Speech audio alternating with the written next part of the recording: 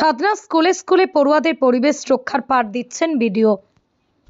যে হারে বৃক্ষচ্ছেদন হচ্ছে সেভাবে বৃক্ষরোপণ হচ্ছে না, তাই পরিবেশের ভারসাম্য বিঘ্নিত হচ্ছে। দিন দিন যেন আরো গরম হচ্ছে আমাদের এই পৃথিবী। পরিস্থিতি বুঝে সবুজের সমাহার বাড়াতে বৃক্ষরোপণ করা হলেও তা পরিচর্যার অভাবে বেশিরভাগই মারা যায়।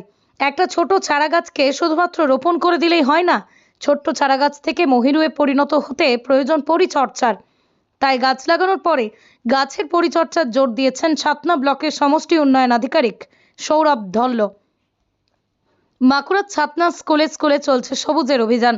সকাল হলেই বিভিন্ন স্কুলে বেরিয়ে পড়ছেন ছাতনার ব্লক সমষ্টি উন্নয়ন আধিকারিক।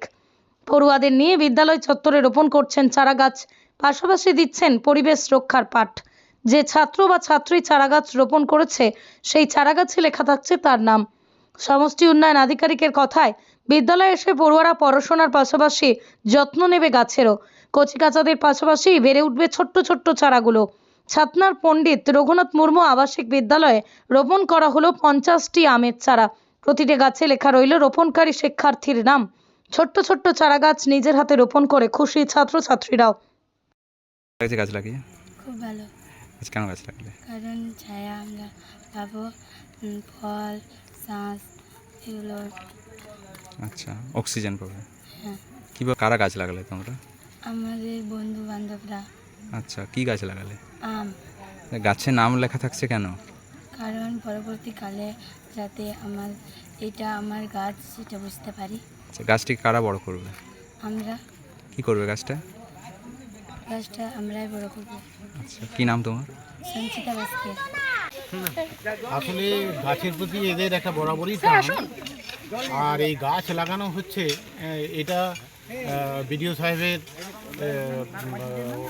ইয়েতে অনুগ্রহে এটা হচ্ছে এবং ওনার পরিচালনায় ব্যবস্থাপনায় সমস্তটাই হচ্ছে। তো গাছ আমরা লাগাই, আর এই বন মহোৎসবের আগে এই গাছ লাগানো যেভাবে হচ্ছে তাতে আমরা খুবই খুশি।